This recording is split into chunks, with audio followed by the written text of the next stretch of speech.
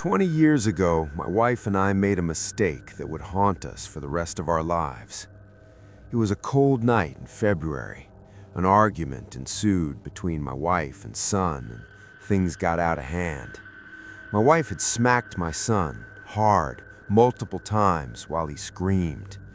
The boy was only 9 years old when this happened, and I could see in his face the moment the first hit landed that he would be traumatized for years to come. His eyes welled up with tears, and his wails became deafening. I tried to intervene and was shoved away while she pummeled his face. Her open palm closed into a fist, and I could see that blood had begun to spill from his lips and nostrils. After a few more punches, my son stopped moving. Then, after a few more, his chest stopped rising up and down rhythmically. My wife, in her drunken state, shook him violently, proclaiming, "Get up, you little brat! You know you're faking! Now stop begging for attention!" My son remained still. This prompted 2 more slaps from my intoxicated wife while I stared on like a coward. "I'm not gonna ask you again, you shit! Get up and go clean your fucking room!" As the last word escaped her lips, I finally found the power to speak, though timidly. "Honey, I don't think he's getting up this time." "Bullshit! He's done this before! You've seen it!" she interrupted. Just before she could take one last swipe at our son, she shot up straight, hiccuped, and announced, "Have to pee," before stumbling towards our bathroom. I stayed there, staring at my son's lifeless body that was now surrounded by blood on our living room floor. I wept silently, my mind racing 1,000,000 miles a minute, circling the same "how are we going to get out of this?" thought. As I knelt over my son, letting my tears fall to his chest as I begged for his forgiveness, I could hear my wife snoring in our bedroom. This broke something within me. I stopped crying. I stopped feeling. I stopped being sorry for myself. My wife had just beaten our son to death while I watched on, refusing to put an end to it. I was an accomplice. I was going to jail no matter what. But justice would not be even in this case. My actions compared to my wife's were absolutely minimal, but I guess that's where the problem arises. I felt a moral decay come over me as I inched closer and closer to our bedroom. I found my wife in a pool of her own urine, blackout drunk on the bed that I paid for. I'm sure you can see where this is going, but I guess I should explain what happened. See, I couldn't find it within myself to bludgeon my wife, nor could I find it within myself to let her walk away from this. I'm uncomfortable with confrontation, and I hate blood. Why do you think I froze when everything was unraveling? But I needed to make her pay for this. Grabbing one of the pillows, I pressed firmly against her face. Once I started, I felt the anger in me rise to a boil, and before I could even realize, I was holding the pillow against my wife's face with all the force I could muster, while she kicked and flailed like a dying animal. That's what she was, a dying animal. Once she stopped moving, I couldn't help but feel a hint of irony. "Get up, you shit! I know you're faking," I whispered into her ear. I left the room calmly and went to the kitchen to brew a fresh pot of tea. If I was going to prison, I was at least going to make sure I got to enjoy one last delicacy before I was behind bars.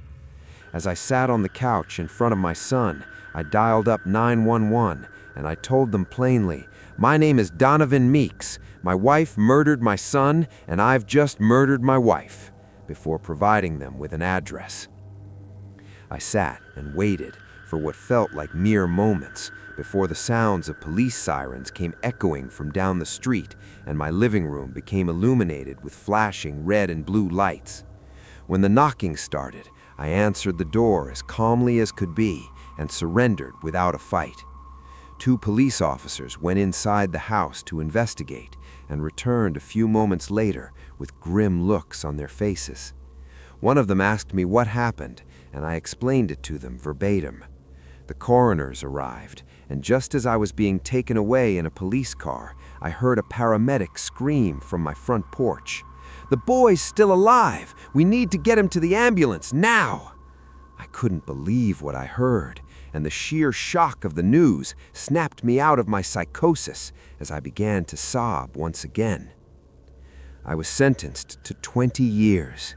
A full life sentence was off the table due to what my lawyers defined as temporary insanity brought on by a traumatic event.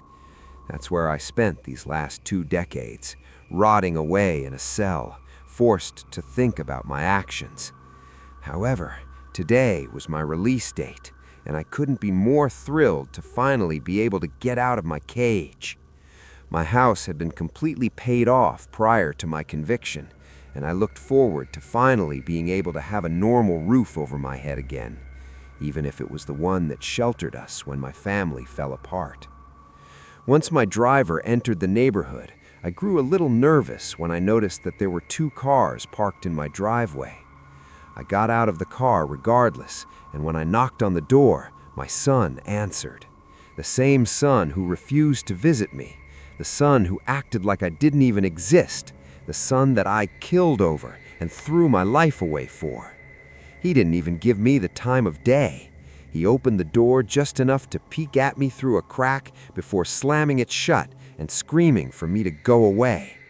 I could hear what sounded to be a crying toddler from beyond the door, as well as hushed whispers between my son and his wife, I assume. I felt that feeling come over me again, that boiling rage that took over when I killed my wife. I tried to stifle it, but I couldn't. I'd been through too much to be shut out by some little brat and his family. I began kicking the door as hard as I could until I could feel the hinges breaking with each blow. The baby's screams grew louder as my son and his wife begged me to stop, but I couldn't. With one final kick, the door fell off its hinges, and I was greeted face to face with a barrel of a gun in my own home, held by my own son, who I had avenged all those years ago. He had the nerve to ask me to leave. I had the nerve to ask him what he was going to do with the rifle in his hand. In response, he cocked back the hammer and announced he was going to give me one more chance. I could see that his wife was on the phone with who I assumed was 911. I was going to jail regardless. I won't tell you what ensued, but I will tell you that my wife's wife has an impeccable taste for tea, and enjoying it while I wait is absolutely remarkable, especially without the cries of that damned baby.